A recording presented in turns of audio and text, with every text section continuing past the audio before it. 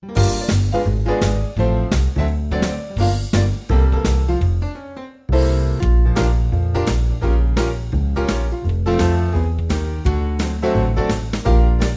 Jason Klom, and this is the Comedy on Vinyl podcast.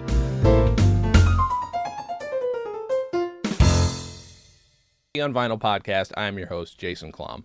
My guest this week, from England, Nigel Planer. Thank you so much for doing the show. Hello. Hi. It's a pleasure. I don't know if this has happened before in this direct or quick a manner that we've talked about someone's work on the show and then had the opportunity to actually speak with them on the show. So we were talking before we got going about Neil's Heavy Concept album. I mentioned Bad News. Let's talk first about music and comedy. Is that someplace you ever saw yourself going? Like, what was your history that led up to that being something you actually put so much time into? Well, I was always doing writing and comedy and theatre and acting from an early age as a child. But when I got to be a teenager, I started to do music as well, and got a guitar, gave up my guitar lessons, and started making songs, and so the music and the comedy, they've always gone hand in hand with a lot of people. I think a lot of comedians, music and comedy seem to go hand in hand, which is strange because, as we were saying earlier, when music is winning, usually comedy isn't, and when comedy is winning in any particular song or spoof, the music isn't. They do compete with each other for attention. And when did you first learn to find the balance, I guess? I think the time we achieved it best was with the Neil's Heavy Concept album. Yeah. We put out a single, Hole in My Shoe, Uh-huh. and I did it with Dave Stewart and Barbara Gaskin. That's not Dave Stewart of the Eurythmics, it's Dave Stewart of Dave Stewart and Barbara Gaskin. Uh-huh. And he was very insistent on the quality of the music. He was an ace record producer. Mm-hmm. And we wanted to have a proper hit that would be musically like a proper hit. So we kept the beat going throughout, even the sort of comedy talking bit in the middle. We kept that beat going. And the single was such a success that we got to make the album. Yeah. And throughout the balance, I feel, is just about right. Because a lot of comedy music stuff, the music can just be quite trite to just get the jokes out. Mm-hmm. And if the dramatic music takes over too much, then of course you lose the jokes. I mean, there's something like Hurdy Gurdy Man on there, our version of Donovan's Hurdy Gurdy Man. Uh-huh. That's not Hurdy Gurdy Mushroom Man, which is also on there. Uh-huh. Uh-huh. Which is the comedy wins Hurdy Gurdy Mushroom Man. Sure. But our version of Hurdy Gurdy Man, it's got Neil in there going, "Oh wow, this is lovely," and Mm-hmm. all of that. So there is an element of comedy in Yeah. it. But musically, it's pretty damn good, and that's down to Dave Stewart and Barbara Gaskin. Musically, it's, I think, I dare to say, almost a fuller version than the Donovan version. Yeah. I mean, I think it's very satisfying musically, that Hurdy Gurdy Man. Oh, absolutely. It's actually, I love that happened, but I think I'm so used to what you're talking about, that competition, that the album threw me at first because I was like, I didn't know how to feel about it. I liked it, but I was definitely almost torn because, again, music was so good, but also it was perfectly orchestrated in terms of the comedy that I didn't know how to feel about the album other than I like this, but I don't know what this. I think I just tried too hard to label it in my brain rather than just let it happen. Yeah, I think that's a situation I end up in a lot of the time, not just with music. Uh-huh. I had another character after Neil, who is, we made a spoof actor, a stage actor who takes himself very seriously, British actor. Uh-huh. We called him Nicholas Craig, Uh-huh. and he wrote his biography. We did it all as if it was real. Mm-hmm. He wrote his biography, I, an actor. Another great actor explores himself. And it's full of loads of photographs, and it's very, very pretentious. And we got a radio series and 2 or 3 television escapades with it, and it's very much a stunt character where we're taking the piss out of the way the media treats actors so reverentially. Yeah. And out of that character, when the book came out, it was difficult to know for the bookshops what shelf to put it on. Did they put it in the humour section, where it didn't look like a comedy book? It looked like a serious book of theatre. Right. Or did they put it in the theatre section, where people would say, well, who's Nicholas Craig? I've never heard of him. And we did eventually. I mean, it was a long-running success in terms of the character did a one-man show, and he became sort of part of the established commentariat, as it were. Uh-huh. And I bumped into somebody who's a drama teacher at RADA, the sort of top drama school in this country, Mm-hmm. The Royal Academy of Dramatic Art. And he said, "Oh, you're Nicholas Craig. We used your book to teach the students." So they and he knew it's a comedy spoof. But, Good.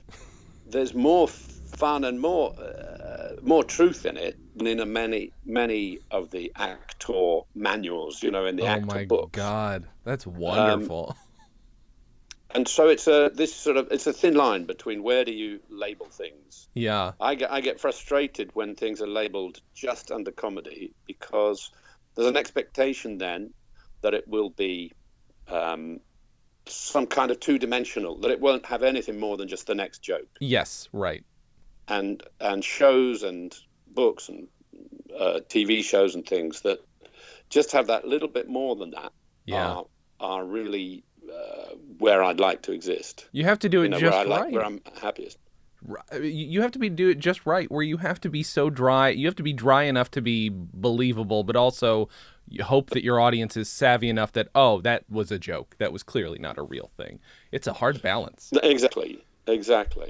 And just now, I've just come back off a tour of a play that I've written with Adrian Edmondson, actually. Uh-huh. The guy who played Vivian in The Young Ones. Uh-huh.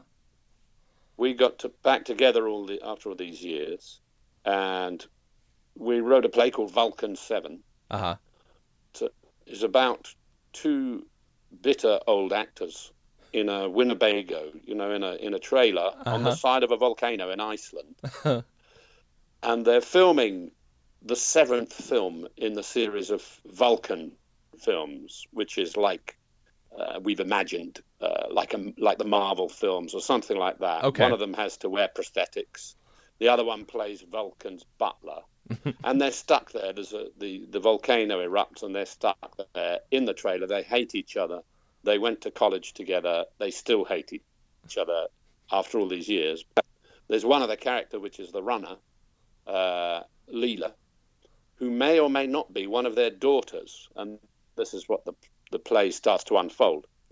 But we've just done it on tour for 8 weeks, and we've gradually managed. There's an expectation. It's going to be funny. It's me and Adrian, so there's going to be jokes, and it is funny through to the end. But people were coming away very surprised, because at the end it's like it's very sad. It's a sort of, there's moment of sort of existential realization they have. One critic said, "Oh, it's like a funny version of Waiting for Godot for Generation X." Uh-huh. Because we're stuck in this trailer, and it becomes almost surreal. Yeah. And I like that. It becomes like a proper play, like a drama. Even though you're still laughing at these guys. Sure. And they're still fighting. But it really packed an emotional punch as well, a dramatic punch. Yeah. Gosh. And, you know, that's my favorite thing. I like the writer McDonough, you know, is it Martin McDonough? Yeah, I think Hmm. so. He wrote Three Billboards, Oh, yes. you know, that kind of thing where you've got a serious story, but there's some big laughs in it. Yeah. You know, that's my kind of favorite thing, really. Is there, I mean, how does that come through in your performance? And I ask that only because and I think this is more of a UK thing where you have the opportunity to take a character you've created for something and do it in other places, and sometimes do it live, and sometimes, write a book or do an album as it. That's a thing you don't get that often here. So I'm curious if that balance works its way into that work. Yeah, do you know, I think that you say we can do that in the UK. I think that was a thing that, apart from, say, Barry Humphries, you Mm-hmm. know, who did Dame Edna Everage, the Australian. Yes. I don't know if you get that over there. Yeah. Apart from him, I can't think of any precedents for guys doing that. Oh, you had Pee Wee Herman, didn't That's you? true. That's true. Good call. That might Um, be the one exception. Well, no, there are probably others, but yeah, there are more standout English ones to me, and maybe it's because I yeah. get obsessed with English comedy. But Oh, could be. But I also think that there was a period from the mid '80s through to maybe about 10 years ago where the work we were doing, Rick Mail was doing that, I was doing that. Um, there was a sort of fashion that we sort of not created, but you know, we drove it um, to do exactly that. So when we did Bad News, we went on as Bad News onto the BBC chat show yeah, in character. We and Nicholas Craig, the character I was telling you about just now, he could go onto real radio interviews. Neil used to do that. I used to do that as Neil. mm-hmm. I'd go out to promote the show. I would be billed as Neil, not Nigel, I and love it. I'd go out on radio interviews, which made it difficult when they said, "Oh, you're in this successful TV show, The Young Ones," Mm-hmm. and of course Neil, the character, would say, "What's that?" You know, no, I'm not. I'm a student. Um, but I'm not so sure that it's a normal thing in the UK. I think it was a kind of stunt that we all rather enjoyed pulling. And I'm not so sure if it's so easy to do that now, to actually take a character through the different media like that. Right. Yeah, maybe the only other English, the one that I can think of at the moment is Alan Partridge. And again, I think they're Oh, just so yes. standout. Maybe that's just it. They stand out more. But Yeah. But does Alan Partridge actually? I mean, we used to write book reviews uh as Nicholas Craig. huh. You know, like it's like pulling stunts. Yeah. So when the book of the Actor book first came out, we got a very scathing review from one newspaper that said this could almost be a send up of a theatrical biography. Oh my God. So we covered our tracks that well, if you see what I mean. I do. Oh, that's amazing. I can't compare my own experience to that, but I will say I've been running a fake presidential campaign now for 14 years. And early on, there were a couple people who emailed me, and my character is intentionally, depending on what question you ask him, he's either incredibly conservative or incredibly liberal. Turns out he's just trying to satisfy everybody.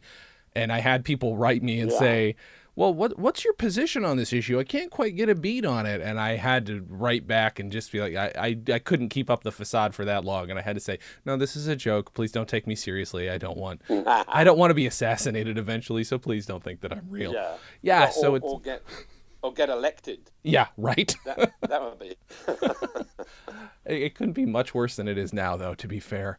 Yeah. I just love the idea of taking these characters into all these different places, especially taking Yeah. Neil. Now, I mean, obviously, there's the Young Ones is the success of the Young Ones is a good reason to do that. Would you have done the Heavy Concept album with another character anyway, or was there something about Neil that made you want to do it? Well, I mean, as I said, I was involved in also. I was writing songs. We had a little project called Rain Smoke, Uh-huh. me and my brother, which was again half satirical but half actually heartfelt, Mm-hmm. of kind of 80s songs, 70s songs that I'd written when I was younger, which were sort of in the realm of, I don't know if you've heard Nick Drake albums ever. Does that name ring any Yes, bells? I'm gonna say a couple songs. I'm not gonna say that I've necessarily heard a ton of them, but Right. Nick Drake, who else? Well, Donovan is another one. sure. Sort of 1970s stoned folk jazz Mm-hmm. sort of music. And we were busy making all of those songs and in a semi-satirical way. And I'd always wanted to, you know, you always, a teenager, you always fancy yourself as a rock star or a pop star or a songwriter or something. And I just got very lucky in that the character of Neil lent itself to having a hit single and doing on this music career. Neil had a more successful musical career than me, Mm-hmm. and but also it gave me the opportunity to try out what the consequences of that, career choice, what that lifestyle would actually be. Mm-hmm. And of course, a year was enough Right. because I'm very glad I managed to have that experience with a wig on, in a totally different character from myself, and realized that it wasn't for me, that I wouldn't actually enjoy being a pop star or a rock star. It really would be a horrible lifestyle. Yeah. That's So unless you are a seriously talented songwriter, and musician, I don't see the point of going into that. right. Yeah, it's nice being able to have that as a little, just a little piece of your life, rather that you could step away from, Yeah, and also do it with comedy at the same time. That's pretty yeah, wonderful. you can nip into places, see what it's like, and then not take the consequences. I suppose that's what actors do, isn't it? If you think of them, I'm playing a boxer now, so I'm training up to be. I get a feel of what it might be like if Mm-hmm. I'd been a boxer, but I don't have to actually have the brain damage. I don't actually have to take the consequences of my decisions. Has anybody? Again, I don't know how, if this kind of thing happens, especially since not all the young ones are with us anymore. But have people asked you to try and revive the character? I'm curious because it seems like a kind of thing people would do. It's often been asked, why don't you do it again, and where would they be now? And we reckoned Vivian, Adrian's character, would be a gynecologist by now. Neil would probably be running a perfume range of whole earth perfumes, turned into a real breadhead, but still claim to be, the moral high ground. Sure. And Rick would be a bank clerk, and Mike would be in prison.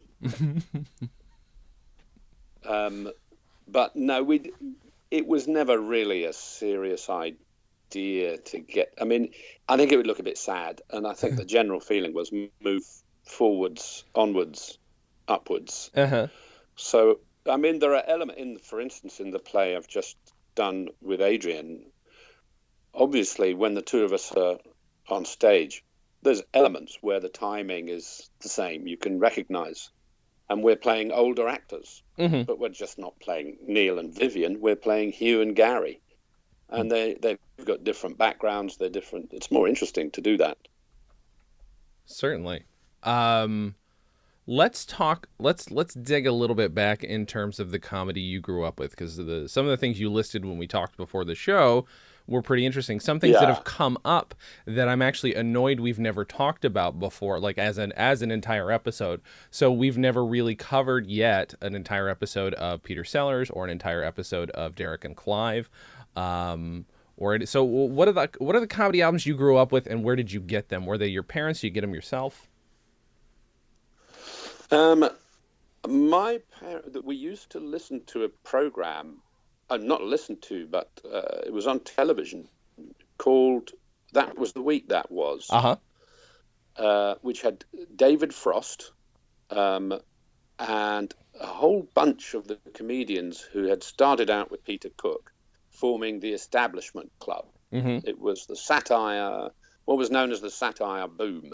Peter Cook, Alan Bennett, Dudley Moore, and Jonathan Miller, who became a director, had a show called Beyond the Fringe Mm-hmm. in the 60s, early 60s, which was quite a revelation. And they were asked, Peter Cook was asked to write a TV format, which he did, but he was a fairly impossible character. I worked with him. I knew him a little bit towards the end. He was a wonderful man. But he was, an impossible character. Uh-huh. And so the BBC basically went with David Frost instead, who hosted this satire show, which was revolutionary. And I remember my parents allowing me to watch it, apart from anything else. This was late night Saturday satire. And they were laughing, and that's where I got a sort of taste for the kind of satire Peter Cook was doing. Mm-hmm. And Peter Cook and Dudley Moore had a show called Not Only But Also, Uh-huh. where Dudley played the piano, Peter sang with him. They used to do a thing at the end, now is the time to say goodbye, goodbye. Now is the time to heave a sigh. Now is the time. You can imagine Dudley Moore plinking away on the piano. Uh-huh. To wend away until we meet again. Summer sunny day. Goodbye, goodbye. We're leaving you. Fa-ta-ta-ta. Goodbye. Fa-ta-ta-ta-ta. Fa-ta-ta-ta. Fa-ta-ta-ta. Goodbye. That's how they used to finish each show. Oh my God. Sort of taking the piss out of, they were wartime babies. They Yeah. they would have heard Vera Lynn and all of that, and they would have been taking the piss out of the British sensibility at the time. And of course, Peter Cook was famous for his Macmillan impression. And there was at the Establishment Club, he did an impersonation of the Prime Minister, Harold Macmillan. Mm-hmm. And Harold Macmillan was in the audience and had to force a smile and laugh and pretend that he thought it was very entertaining, but was deeply hurt. Oh no. And they were iconoclastic days in the early 60s. So my first memories are of that on the one hand, and then around the same time, of course, Peter Sellers was making records. Derek and Clive, which was Peter Cook and Dudley Moore, came when they did Derek and Clive. It was much later, Yeah. at the end of their careers. This was what I've just described at the beginning of their careers, but at the end of their careers, after Dudley had become the movie star in Hollywood, in Ten and Arthur, Right. and all these films he made, where he became a kind of comic romantic lead. He was the sort of Ben Stiller of his day. Yeah. An Englishman, very small Englishman. He was a very small guy, who was actually a musician, again, as we were saying. And then he got back with Peter Cook, who, legend has it, was very jealous of Dudley's success in Hollywood. And they got back together again as a double act and recorded Derek and Clive in a studio. And it's a sort of almost like a bullying session, some of it, where Peter is he could improvise brilliantly, is kind of almost bullying Dudley. And Dudley gives it back to him, because Dudley used to corpse and laugh on their TV show. He was easy to go. He would just giggle. And Peter Cook would rant, do one of his improvisations. They were very watchable. But Yeah. the Derek and Clive album, was absolutely shocking, because here were these two by then they were establishment comedian figures. One of them was even a Hollywood movie star. Mm-hmm. And the sketches on that Derek and Clive album are completely obscene and wild. And I just don't think you'd get away with it these days. No. Dudley, sweet little Dudley, saying, "You effing, seeing, effing, effing, seeing." Just the swear words apart from everything else. Uh-huh. But there's one horse racing sketch where, I don't know if you know when the horses are racing, the commentator says, "And Tulip is coming up behind so-and-so, and so-and-so is going on, and then he's overtaken so-and-so." All these, the way they comment on the horse races in this country. Mm-hmm. And Peter Cook does a spoof horse racing commentary, but all the horses have obscene names. Mm-hmm. So you've got, penis is coming up behind arsehole, and arsehole and penis is now overtaken arsehole. And it's really subversive. It's just, it makes you laugh because they're so rude. Uh-huh. It's just very, very rude. And it's like they've been let off their leashes, and you're listening to the thing they recorded when drunk at 4 a.m. Yeah. I'm sure that's what it was. And they put it out instead of it being repressed. They actually put this thing out, and it was a huge hit on vinyl in England. I don't know about the US. It made its way over here, and I will admit, I think the first person to, I think the first people to tell me about it were Americans, so that's a bonus. I didn't hear it through some English source. So yeah, it made it over here enough. So if you knew at least if you knew who Dudley Moore was, which at a certain period, how could you not? There's a chance you might listen to it. Although I cannot imagine how many old grandmothers got just so desperately upset hearing that after watching anything Dudley Moore did. Well, exactly. There were two sides to his, or three sides, or maybe more, to his character. Yeah. But I mean, it's just very funny hearing the romantic lead of these films saying, "Well, I'll tell you, the worst job I ever had was sticking lobsters up Jane Mansfield's arse." And you think, apart from anything else, it's completely surreal. Uh-huh.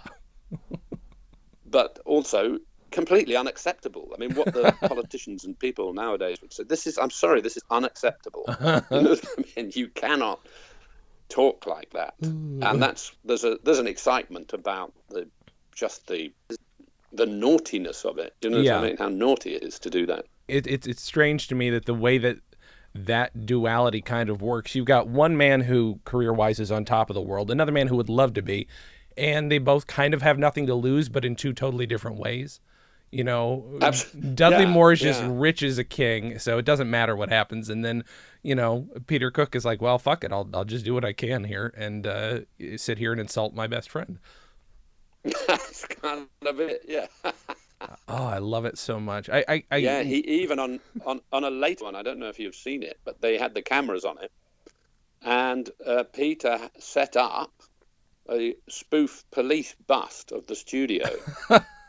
So the police come in to bust them, and Dudley's really scared because it's properly done, and it's only revealed halfway through that Peter's paid actors to come in and pretend that there's a bust going on, just for the improvisational quality of the recording. Oh my God! And it's really out of order. Oh, that is both beautiful and upsetting. Oh my God! It is upsetting, but it's very funny. And Dudley can take it. He's the one you love. Yeah. When they used to do not only but also.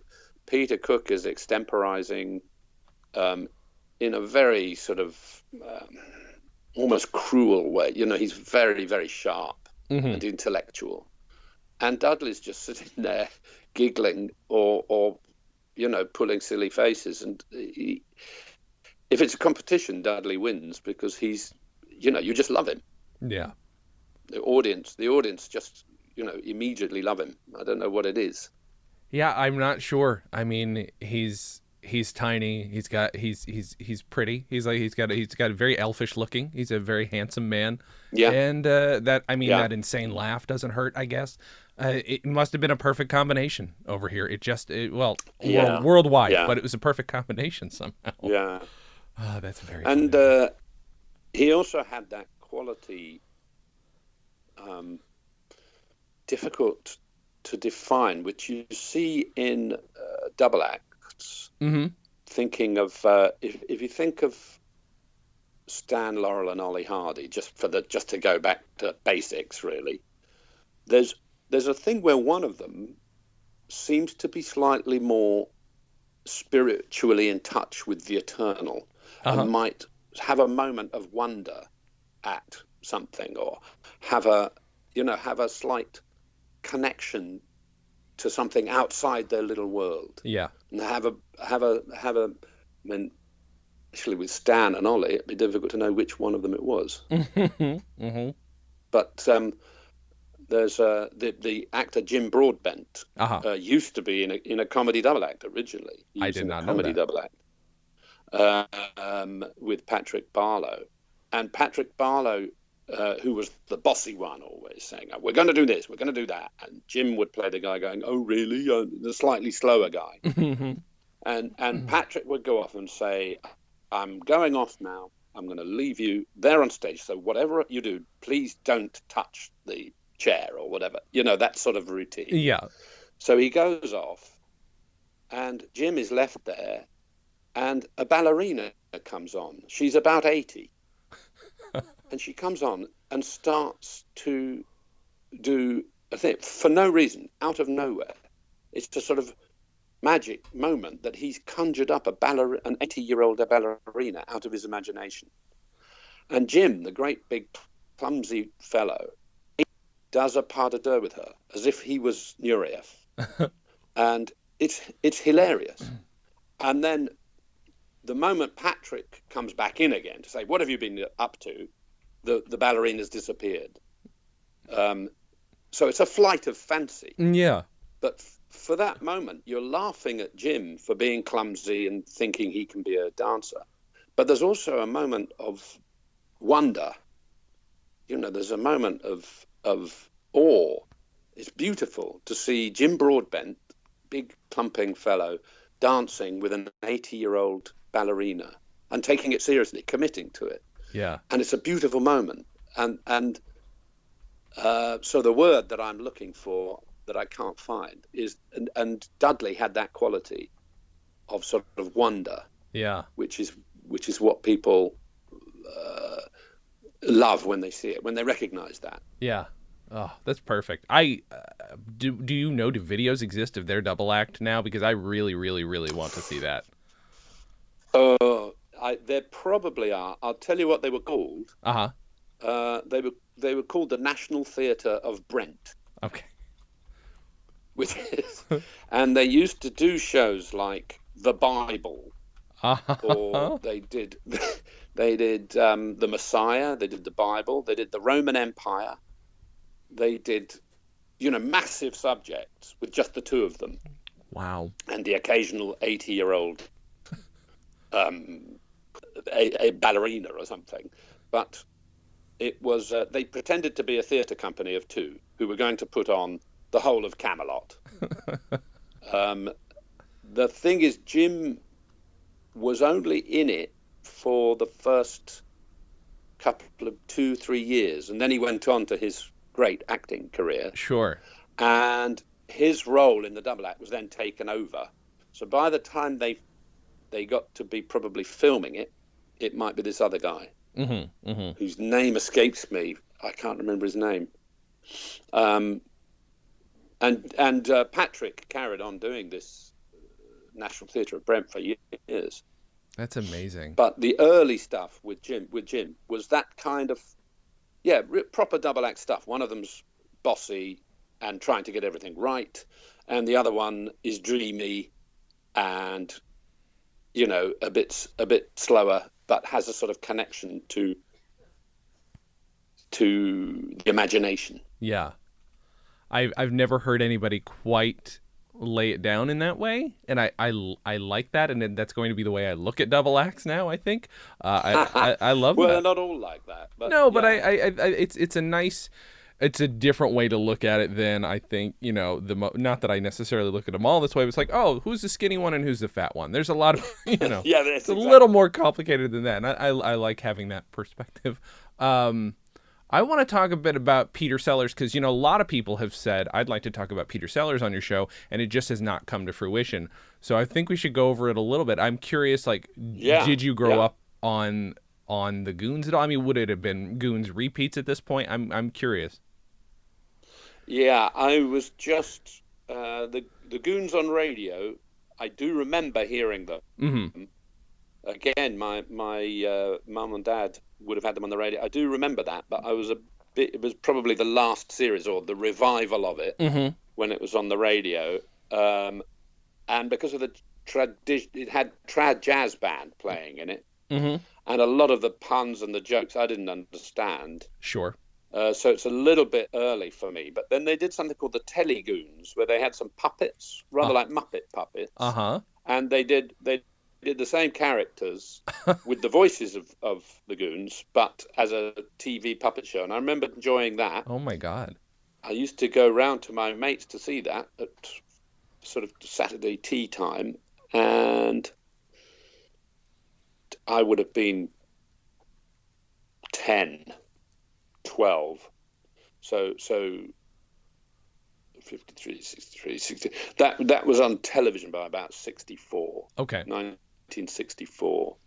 So it was already a spent thing. It's more a thing of the 50s, the Goons. Right. But where I picked up with Peter Sellers was once he started in the movies he made, and particularly Clouseau. Sure. And then, having heard that, went back and listened to records that my mate, his parents had all the early vinyl, because Peter Sellers made quite a lot of vinyl before he became Clouseau. There's quite a lot of sketches. The one I remember the most, that he's most, apart from Goodness Gracious Me, which comes from the movie Goodness Gracious Me, which of course is unacceptable nowadays because he's playing an Asian guy. Right. Which he did twice. Very funny in a film called The Party. He played an Asian guy. Oh, right. Which again, I think these days you'd cast an Asian guy, but in those days it was acceptable. I mean, he's very funny in both of those films. But on the Goodness Gracious Me album, or around that time, there was a sketch about Balham, which will mean nothing to people in the US. It was called Balham, Gateway to the South. And used to crack us up. You need to think of Balham as an area of London. It's called Balham, and it's like where the boring office workers would get the train home at night. It's rows of houses. Everyone's got a little trimmed front garden. They're walking their dogs. There's nothing interesting about Balham. It's kind of, I mean, there must be an equivalent area in most US cities. I would think so. A suburb of the town. Balham is like, it's somewhere you wouldn't, if you wanted to be cool, you wouldn't say, "Oh, I live in Balham." You wouldn't say that. Even now, you wouldn't say that with all the gentrification that's gone on. So the sketch that he did was imagining that the Balham Tourist Board have got a load of money now, and they want to sell Balham to people with big music and try and get some tourists coming to Balham. So Sellers plays the voiceover artist that they've hired to do this massive advertisement for tourism in Balham, which starts with huge orchestrations. Balham, gateway to the south. because it's a southern suburb of London. Mm-hmm. And he goes into all the marvelous things you can do in Balham, with this sort of cod American style voiceover. Mm-hmm. And that famous sketch he did, it doesn't sound that strong when you listen back to it now, does it? When I describe it back, it doesn't sound like the most revolutionary comedy, but it absolutely split my sides when I first heard that. Well, I mean, if it's what I looked it up a second ago, 40s or 50s. I mean, that, I don't know, the idea of, 58. So the idea of, it never hurts to challenge the establishment a bit. So, I mean, the idea that was kind of a hardcore satire in the 50s is, it doesn't surprise me. Yeah. And I kind of want to listen to it now. I mean, I definitely want to listen to it now, but yeah, his delivery was what was so amazing as Sure. well about him. And there's on that album, he used to do songs, and escapes my memory. They were to do with all the different characters he played, weren't they? I used to think, wow, he could disguise himself so well. Mm-hmm. But then when you look back at it now, I'm less impressed than I was when I was young. Okay. At the different disguises, like even in Being There, he's still playing the same sort of inhibited, uptight guy, isn't he? He always plays that inhibited, uptight guy. That's true. And I think people do what he used to do better nowadays. I think he was the first Englishman anyway to be doing that sort of thing, because before that we had, Norman Wisdom, who was over the top clowning more. Whereas, was our equivalent of sort of Jerry Lewis or something. Right. And Sellers was more sort of uptight. Sure. And he was also part of the cool early 60s scene, wasn't he? For sure. And I mean, I don't think anybody would dispute the fact that he took himself way too seriously. So it becomes, I mean, possibly also seriously mentally, having some problems. I mean, if the stories are to believed, and I mean, that's true for a lot of actors. Yeah. No judgment. I've read a few books about him. I think he was a difficult fellow. Yeah. But that early explosion of his talent, from the Goons into the movies, the thing when he's first Clouseau, he's walking along the street trying to be cool with his truncheon, and he hits himself in the eye with his own truncheon. And it's the retrieval. It's always his retrieval that is so funny. Yeah. He hits himself in the eye, but instead of doing a sort of pain or a reaction, he pretends that that's what he meant to do.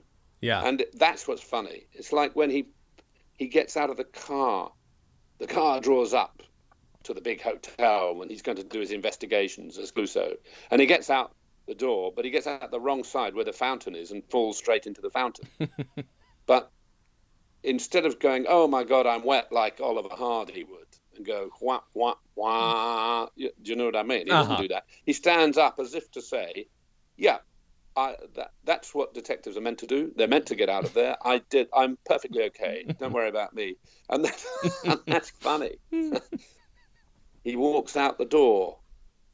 He's just having done his big investigation of the possible criminals, like a Poirot-style investigation. He walks, but he uses the wrong side of the door and walks and hurts his nose for walking straight into the wall. And he turns around and says words to the effect of, I think you need a new architect. The door was in the wrong place it's the ego of the character. It's so funny. Yeah. I'm actually, so the third artist that you said that you'd like to talk about actually surprised me, because I never know what's reached the UK. Just as we've both been talking, you're like, I don't know if you've heard of this particular person. And I didn't know what impact Bob Newhart had, but you listened to Bob Newhart's album. So were they there like around the same time we were getting them, or were they coming? If I don't know. When were you getting them? Let's see. So his first album came out in 1960. And then like the successive ones came out like one a year for a while, but So the one that I can remember is the one with the infinite monkeys Yes. and the Walter Raleigh tobacco sketch Mm-hmm. and the driving instructor. Yeah. And I would have been 7 in 1960. Uh-huh. So I was not 7 when I heard all that. I must have been at least 11 or 12. So we were probably getting them 3-4 years later. Uh-huh. I'm guessing. Makes sense. Yeah. And it was a revelation because we'd not heard that. What is it? There's a thing with UK comedians that you have to somehow be self-deprecating. Yes. You have to somehow preempt any envy that might come your way. So you have to pretend that you're not pleased with yourself. That you have to sort of somehow deflect envy. Yeah. Is it putting it bluntly? Mm-hmm. Whereas an American comedian will come out and they're supposed to be smart. They're supposed to be. You're meant to be smart. Whereas a UK comic, if you come out in those days, particularly, and you're smart, people will say, "Oh, who do you think you are? Hoity-toity." Yeah. And so the first time I heard smart comedy, somebody being smart, was Bob Newhart on that album, and it was my grandfather who got it, who was a very staid old chap. Mm-hmm. In his cardigan. It really surprised me to hear him, and he never smiled, he never laughed, and he put on this. He loved Gilbert and Sullivan. Uh-huh. And he had all those records, and then he put on this Bob Newhart record when we were staying with him one summer, and that was extraordinary to see my granddad creasing up, who was a very sort of strict old chap in my eyes. Yeah. So obviously I got him wrong. But the sketch, the infinite monkeys became in the family like a sort of catchphrase, hang on, I think I got something. To be or not to be, that is the Gesornenplatt.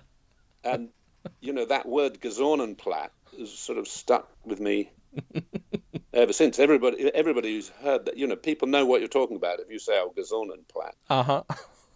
And the Walter Raleigh one, when he's saying, "Don't tell me," you roll it up, you set fire to it, and you stick it in your mouth. Go on, tell me. And it still makes me laugh now. I think he was very slick and smart, wasn't he? We never really got his television series until much later. Oh, really? Interesting. Yeah. And over here, I mean, I would consider that a groundbreaking. I mean, it's one of my favorites. Now, I'm not old enough to have seen it in its original run, but when I finally got to see it on repeats, I was like, oh my God. I mean, I grew up with his second series. He's smart, isn't he? It's so smart. And to grow up with his first, yeah. It's if I had grown up with his first, the great thing about that show too is that it's got this thing that it could have been a really crappy gimmicky show because at least for the first season, every episode starts with a phone call. Like it starts with his gag, and it's like this could be really crap, but he pulls it off, and the character's wonderful, and he's a better actor than a lot of people give him credit for too, for playing kind of the same guy every time. Yeah, he does it brilliantly. Yeah. And in a way, he was the first, certainly, that we got over here who was doing that. I can be myself in a show with people around me, Right. We didn't really have that. Right. I can be I am the person who talks, but I've got characters and actors around me, being my family or my office or whatever, Yeah. Which nowadays is quite a lot of shows do that, but he was the first. I was very lucky to work in Los Angeles with a guy called Dave Merkin, who I believe wrote and produced quite a lot of those shows for Bob Newhart, the later series. Yeah, and he was very much into British comedy. And he made a pilot in the pilot season one year, 30 years ago we're talking, uh, he got the format for the young ones, and he wrote a new script setting it in the States. Okay. But he hired me to play Neil. Yes. Okay. I remember hearing. Yes. Okay. I think we might have discussed And this it on a was previous show. called, yeah, it was called Oh No, Not Then. Okay. And it never went to series. Mm-hmm. Um, but I can't even remember if it was any good. But he was a great guy. I really enjoyed working for him. But he came off the Merkin show to do that, and the title sequence is awesome, as they say nowadays. Mm-hmm. The title sequence is actually, this is just before The Simpsons ever started. And the title sequence is the characters from the young ones in claymation with music by Danny, who's the guy who does the music for The Simpsons? And he also did Danny Beetlejuice. Elfman, yeah. Danny Elfman. Danny Elfman, yeah. So this was early on, and it almost looks, the title sequence is like The Simpsons. They're coming and they all end up on the sofa watching television. All the little, they weren't cartoons, they were claymation figures. And it was called Oh No, Not Them. I don't know why they changed the title from the young ones to Oh No, Not Them. And it had some good people in it, but I was the only Englishman, and they thought an English hippie is a sort of stereotype that the American audience will buy. Whereas the other weird characters, they won't understand the other characters. Okay. So they made more American types. Okay. And cast other actors. But yeah, it was lucky. It was good to work with Dave Merkin and hear all his stories. I bet. My God, have you had? And now I'm curious of any of the people we've spoken about. Have you ever, through your career, had an opportunity to meet any of them? I mean, Peter Sellers not likely. That would have been a little almost. No, I never met Sellers. I met Dudley Moore once briefly at some do or other. Didn't really get to talk to him, but I did actually meet him. I'm 6'3", and he was a small guy.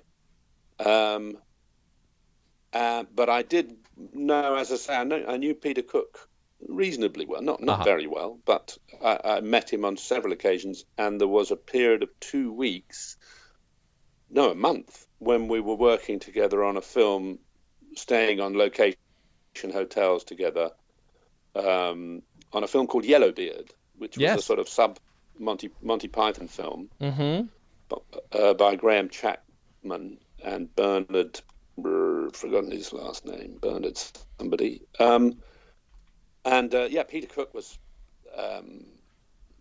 brilliant. I mean, what a privilege to be sitting around of an evening in the hotels listening to him sounding off. And of course on that film it was Marty Feldman's last film. Oh right, yeah.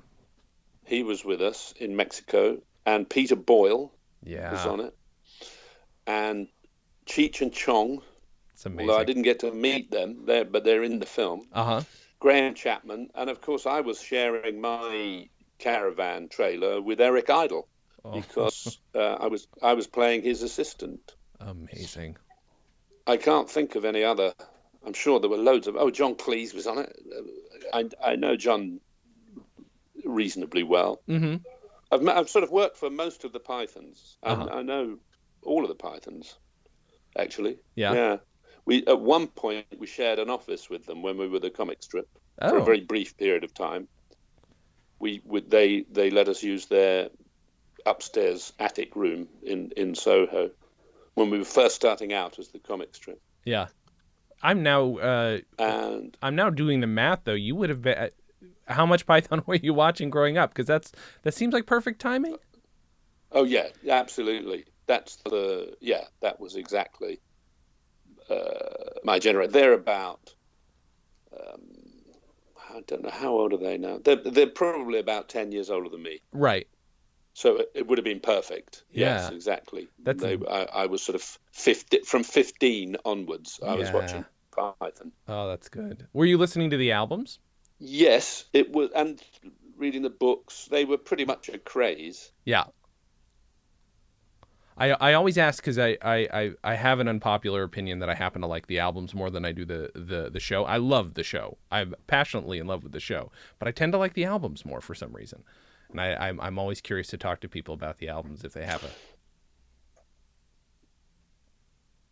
Ah, right. I can't really help you there because I wouldn't be able to differentiate which album I've seen and which bit of the series. I'm Sure. more likely to have seen all of the episodes of the show, Right. and will have listened to the albums at some point, but not again and again, if you see what I mean. And Of course, yeah. not to differentiate them.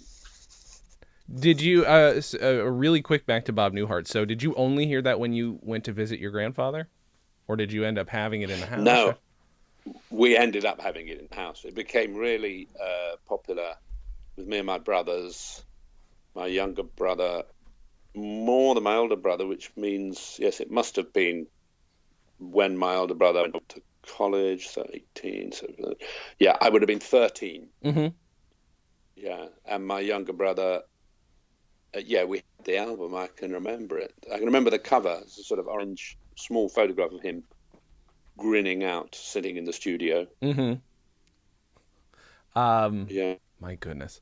Let's see. So we've talked about Peter Sellers. We've talked about Bob Newhart. We've talked about Derek and Clive. Are there any other albums worth mentioning that you comedy albums you grew up listening to?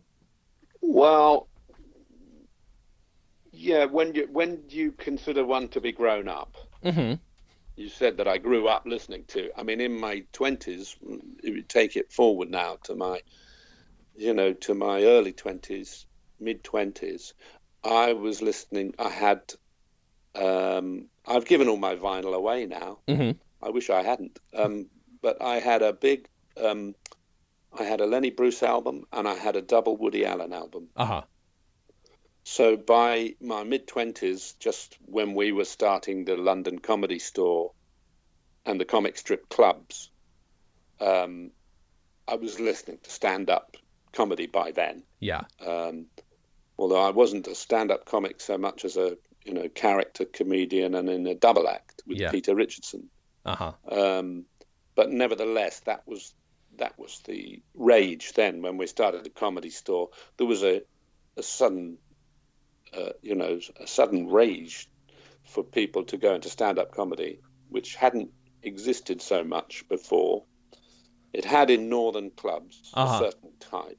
In 1980, a whole group of us started the Comedy Store.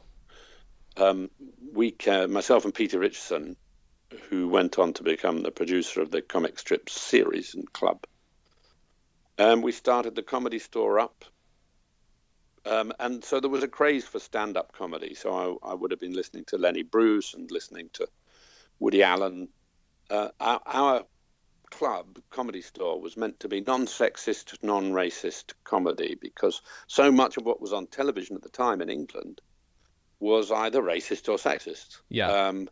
So the idea was to be an alternative comedy. And there were some wacky acts, some weird people who did nude balloon dancing and somebody who put fireworks up his arse and set light to them. And there were some wacky acts. There was us, the character double acts, which included Rick Mail and Adrian Edmondson, myself and Peter Richardson, Alexei Sale, who became Jerzy Molosky and the Young Ones, a comedian called Arnold Brown, and of course Dawn French and Jennifer Saunders, who did Absolutely Fabulous later on. Jennifer Saunders did, and French and Saunders, which I think you get on PBS. I did grow up on that one. Yeah, there's a whole gang of us at the Comedy Store, and stand-up became and it still is now in this country, stand-up people take very seriously. My comedy, they call it. My comedy, my stand-up. And it's big business now. It wasn't then. It was a bunch of people starting a rather seedy club up. But we used to get visits at the Comedy Store and the comic strip from Robin Williams. Wow. He'd turn up. We didn't have Morecambe Mindy on the telly at that point. Yeah. But he was already huge in the States. And he'd turn up, he said, to try out new material. Yeah. I don't know if he was trying new material or just getting off on doing all his old material to people who'd never heard it before. But he didn't half go on for ages. You know, you'd have a bill where people were, you know, a running order. We'd say, oh, here's the guest tonight from the States. And that was an uphill thing because American comedians weren't popular at the time. Mm-hmm. I can't think why, but they weren't. Anyway, he won them over immediately. Yeah. And used to do a 50-minute set or something, making everyone very tired because you're only meant to do about 20 minutes. Uh-huh. But he was amazing, and he couldn't stop. You know, when he came off, he had what we call comics disease, when, you know, he couldn't stop making jokes and being funny and doing all of that. He's still putting on the voices, still doing the stuff. In fact, Peter and I once, he came off stage. We didn't know who the hell he was. He'd just done 50 amazing blinding minutes at the Comedy Store. And he, you know, we all thought, right, where should we go on? And I'd heard that there might be a party actually near Balham, as it happened, down. And I had a car at the time, used to drive. So I said, oh, well, let's go and see if we can find a party to go to. I knew a bloke who said there was an address. It was one of those things. And so we drove right down into the sort of worser quarters of London.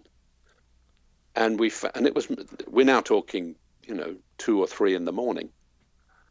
And we found this estate with a very small flat, and the party had obviously kind of finished some hours ago, and there was some junkies lying around on the floor and a scratched record, and 2 people standing up asleep, and you know, no drink left, but it looked fairly it didn't look pretty, let me put it like that. It wasn't very pretty. And the door was sort of hanging open off the hinge, that kind of a party. And that kind of an ex-party. Uh-huh. And poor old Mr. Williams hanging around at the door thinking, really? Am I going in there? He hung around. So he said, oh, no, okay, we won't go in here. This isn't for us.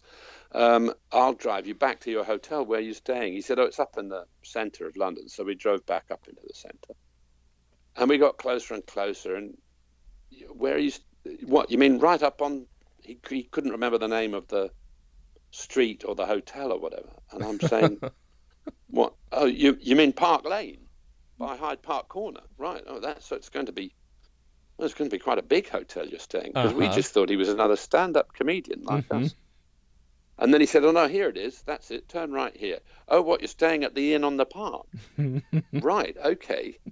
And he walked in, and sort of, you know, the uniformed concierge saluted him as he, you know, all of that. We thought, who was that guy?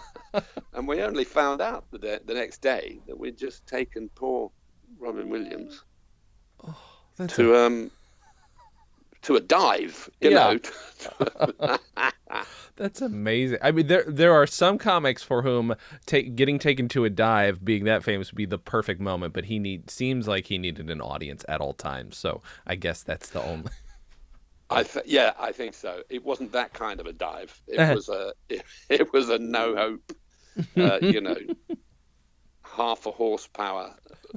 Yeah, it wasn't, and it looked like there had been or would soon be a police bust. You know, it looked like that kind of a scenario. Oh, that's amazing. So,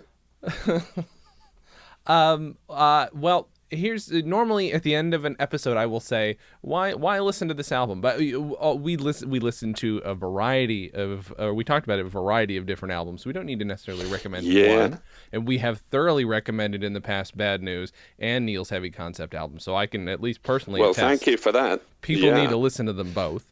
Wait, are they actually, I should ask you, are they available digitally on CD, or are we going to have to hunt for vinyl? I'm actually not sure. No, you can get Neil's Heavy Concept album on digital, on a CD, on Esoteric Records. Okay. That was only out last year, the year before, quite recent release. Mm-hmm. With some new, more material on it, and quite a nice release that was. Mm-hmm. And the Bad News, I think you can get it on. I'm not sure with the Bad News, but you say Bad News album, but there are two Bad. Oh yes, News correct. albums. Thank you. We only talked about the one, but yes. Yeah, the one is the main one, and then we found, because we'd been improvising for 6 weeks in the studio, mm-hmm. that there was a lot of extra absolute rubbish material. Which Adrian particularly spent weeks and weeks editing together, and it's another funny album. It's a bit different because it's much more anarchic. Uh-huh. The first album at least obeys some kind of structure, but the bootleg album is just crazy. But it's worth a listen. Is it only the first one produced by Brian May? Yeah. Okay. Yeah. What was that? I mean, if you want to talk about the experience, what was that like? I mean, Queen's like my top 2 favorite bands of all time. I think a lot of people feel that way. I'm just curious what it was. I mean, him working on a comedy album is interesting to me. It was, yes, it is a strange concept, isn't it? Uh-huh. And I think to him, the idea, he was very respectful, strangely, of us, more respectful than we are of ourselves. Uh-huh. To the idea that we would be in character. All right. So we went a very expensive studio. We got them to pay for, Psalm West, proper studio, as if we were the real band. Mm-hmm. And he left the microphones on, so we stayed in character through the recording process for weeks. Wow. And so there was tons of spoken material, some of which has ended up on the album, and is incredibly funny because it's just crazy stuff. That's a good comedy instinct to have. Well, it was in a way, but it surprised us because you would have thought he would say, "Oh, can you put me a sketch there and I'll fit it in?" Yeah. In between this, and he also respected our inability to play music properly. And he didn't seem to mind. I mean, I don't know if you've heard our version of Bohemian Rhapsody. Uh-huh. It's awful. Uh-huh. I love it. It's terrible. And he didn't seem to mind that. He was okay with that. That's amazing. That's a good sense of humor. He was a pretty good comedy producer, really, which is surprising. Because in many respects, I then worked with him for some years on the show We Will Rock You. I was in the original cast of that. Mm-hmm. And I got to see another side of him. He took that, he's a very serious, hardworking, and, quite didactic about what he wants and doesn't want. I think he was taking a holiday with us. And, just thought, let's just see what we get. Yeah. I think it must have been a nice experience for him. That's amazing. Dr. Brian May, comedy producer. That is... Yeah, it's weird, isn't it? This has been a delight, and I'll just already say I would love to have you back on if you ever want to, and I just hit the microphone. I'd love to have you back on if you're ever interested. Is there any... This is going to come out in a few weeks. Is there anything that you need to promote or tell people where to find you? Actually... Now you come to mention it, there is, and it's in the area of audio stuff. Mm-hmm. I've written a 4-hour time travel comedy drama, which I'm in as well, playing the baddie. Uh-huh. It's called Jeremiah Born in Time, like Jason Bourne, but it's Jeremiah Born in Time, because Jeremiah was born in another time, and he doesn't realize it yet. Mm-hmm. It's set in London, and he has an ability to travel in time. He travels back to 1910, but he doesn't know how he does it. And he tries to work out what it is he's doing that's doing it. Amazing. And there's a lot of there's a quite harsh adventure about eugenic scientists in 1910. So it's quite an exciting story as well. That's amazing. And you can get it on Audible. Oh, perfect. And we've got an amazing cast. Principally, well, I'm in it, obviously. That's amazing. Yep. Tim McInerney, the guy who played Percy and Darling in Blackadder, he plays Roger Standish, who's the sort of lord figure in 1910. Okay. Sophie Thompson, who's a great comedic actress, Emma Thompson's sister, playing Roger's sister, Phyllis, and Celia Imrie, who I don't know if you have seen over there, like a pick of the comedy actors and actresses of England are working in my audio drama. But it's do give it a listen. It's a departure for me to be doing an actual sort of story drama, an adventure story. Like it's because I did Doctor Who. I did the live Doctor Who show, playing Vorgensen, and I got sort of all excited about the idea of that kind of comedy, because there is comedy in that, right? An adventure story that's got comedy in it, and so this is my take on that. That's amazing. So okay, so that's on Audible. You're on Twitter at Nigel Planer 1. That's right. Tell people that. Let's see. And then what's is it worth going to your website? Some people don't bother to update their website, so oh no, mine's fairly updated, yeah. All right. It's not bad, yeah.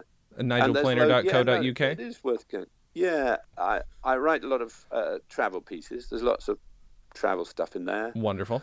And there's a sort of resume of what the news is. Yeah, it is updated. Yeah, it is updated regularly. That's wonderful. I'm not saying it's the most exciting website you've ever been to. Most of it's so exists, funny. It is updated. If you ask comedians, usually like, "Oh, don't bother, it's not updated." So I just thought I would ask you the opposite question: should we bother going to your website? And you made, I think, a strong argument. Yeah, no, there's enough stuff in there. There's what I like to put on there is the slightly more peculiar things that maybe that aren't mainstream. Right. That I do. I get up to a lot of strange stuff, as well. I don't mean on the dark web. Just things that people might not expect me to be doing. Right. Thank you so much for doing this. I could have done this for an extra 2 hours, but I'm not going to do that to you. Brilliant. Well, it's very nice to talk to you. It was a lot of fun. Yeah, thanks very much. Anytime. And thank you guys for listening. And as always, have a good thing. Yeah, thanks for listening. If you got this far, blimey.